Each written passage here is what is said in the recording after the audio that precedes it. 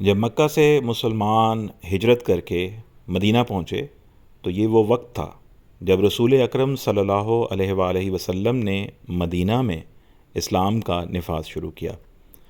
اسلام کے نفاذ کے اس عمل میں نماز کو قائم کیا گیا، زکوٰۃ اور روزے کی فرضیت ہو چکی تھی، جو سزائیں تھیں شرعی ان کو نافذ کر دیا گیا، حلال اور حرام جو تھے انہیں متعین کر دیا گیا۔ یہ وہ وقت تھا جب مدینہ شریف میں مہاجرین اور انصار دونوں مواخات میں بندھ چکے تھے، بھائی چارہ قائم ہو چکا تھا، اور رسول اکرم صلی اللہ علیہ وآلہ وسلم کی سرپرستی میں ایک نئی سوسائٹی جنم لے رہی تھی۔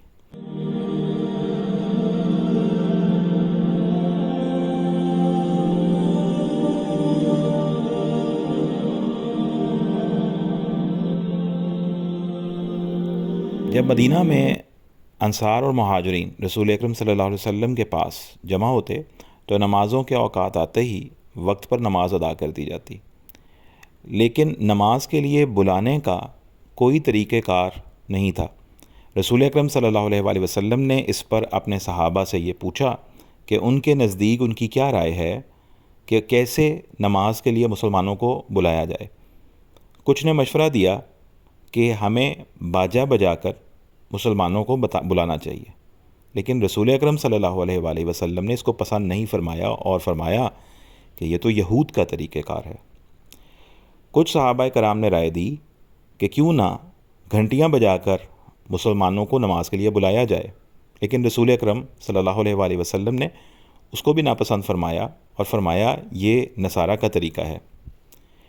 ابھی مسلمان آپس میں نماز کے لیے بلانے کے طریقے کو ڈسکس کر رہے تھے، آپس میں رائے دہی کر رہے تھے کہ عبداللہ بن زید بن طلابہ بن عبد الربیعی کھڑے ہوئے اور انہوں نے یہ کہا کہ میں نے اپنے خواب میں نماز کے لیے بلانے کا طریقہ دیکھا ہے۔ وہ کہنے لگے کہ اے اللہ کے رسول صلی اللہ علیہ وسلم، آج کی رات میں نے ایک خواب دیکھا کہ میرے پاس سے ایک شخص گزرا جس نے سبز رنگ کے کپڑے پہنے ہوئے تھے اور اس کے ہاتھ میں ایک گھنٹی تھی۔ میں نے اسے یہ کہا کہ اے اللہ کے بندے، کیا تجھے مجھے یہ گھنٹی بیچے گا؟ تو اس نے مجھ سے پوچھا کہ تم یہ گھنٹی خرید کر کیا کرو گے؟ میں نے اسے یہ کہا کہ میں یہ گھنٹی خرید کے لوگوں کو نماز کے لیے بلاؤں گا۔ اس پر اس سبز کپڑوں میں ملبوس شخص نے کہا کہ کیا میں تمہیں اس سے بہتر بات نہ بتاؤں جس کے ذریعے سے تم لوگوں کو نماز کے لیے بلاؤ؟ اور اس کے بعد جواب میں اس نے وہ ساری اذان پڑھی جو ہم روز 5 بار سنتے ہیں، جو تھی اللہ اکبر اللہ اکبر، اللہ اکبر اللہ اکبر، اشہد ان لا الہ الا اللہ، اشہد ان لا الہ الا اللہ، اشہد ان محمد الرسول اللہ، اشہد ان محمد الرسول اللہ، حی علی الصلاۃ، حی علی الصلاۃ، حی علی الفلاح، حی علی الفلاح، اللہ اکبر اللہ اکبر، لا الہ الا اللہ۔ یہ سنتے ہی رسول اکرم صلی اللہ علیہ وآلہ وسلم نے اس کو پسند فرمایا، اور آپ صلی اللہ علیہ وآلہ وسلم نے عبداللہ بن زید کو یہ فرمایا کہ تم یہ اذان حضرت بلال رضی اللہ تعالیٰ عنہ، جناب حضرت بلال حبشی رضی اللہ تعالیٰ عنہ، ان کو سناؤ اور وہ اس اذان کو پڑھیں، یعنی اس اذان کے ذریعے سے مسلمانوں کو بلائیں۔ رسول اکرم صلی اللہ علیہ وسلم نے فرمایا کہ بلال کی آواز تم سے زیادہ طاقتور ہے۔ اس پر حضرت بلال حبشی رضی اللہ تعالیٰ عنہ کھڑے ہوئے اور انہوں نے اذان دینا شروع کی۔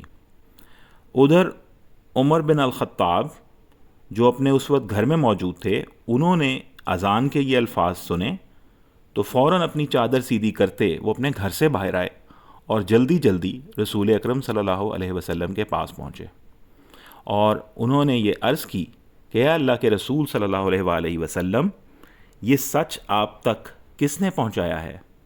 میں نے بھی ایسا ہی خواب میں دیکھا ہے۔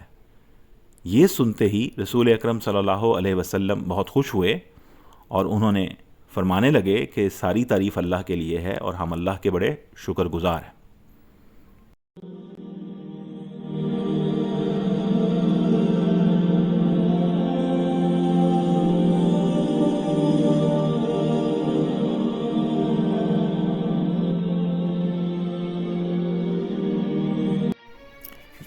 یہ وہ واقعہ ہے جس کے ذریعے سے مسلمانوں کے پاس وہ طریقہ کار آیا جس کے ذریعے آج تک مسلمان نماز کے لیے دوسرے مسلمانوں کو بلاتے ہیں۔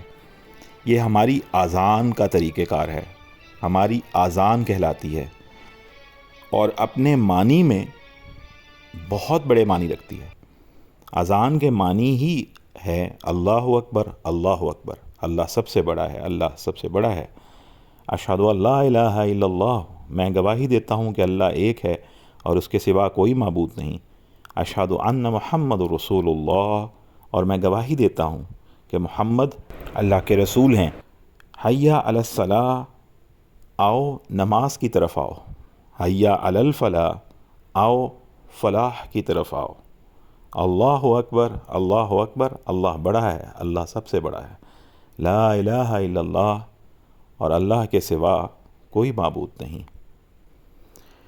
یہ اذان کا طریقہ کار ہے جو صحابہ کرام نے خواب میں دیکھا، رسول اکرم صلی اللہ علیہ وآلہ وسلم کو بتایا گیا، حضور اکرم صلی اللہ علیہ وسلم نے اس کو پسند فرمایا، 2 صحابیوں نے اپنے اپنے خواب میں یہ طریقہ دیکھا، اور اس کے بعد یہی طریقہ آج تک رائج ہے جو اذان کی صورت میں پڑھا جاتا ہے۔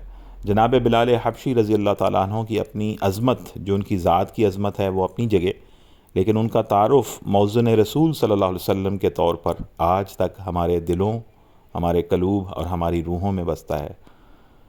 یہ سارا تعلق اذان کی وجہ سے ہے۔ جناب بلال حبشی کی اذان جو ہے وہ آج تک ہر مسلمان کے دل کی دھڑکن ہے۔ مسلمان اس اذان کو آج بھی یاد کرتا ہے۔ آج بھی اگر کوئی ایسی اذان دے رہا ہو جس سے قلب تڑپ جائیں اور روحیں بھی اس تڑپ کو محسوس کریں، تو آج بھی بلال حبشی کی یاد آتی ہے۔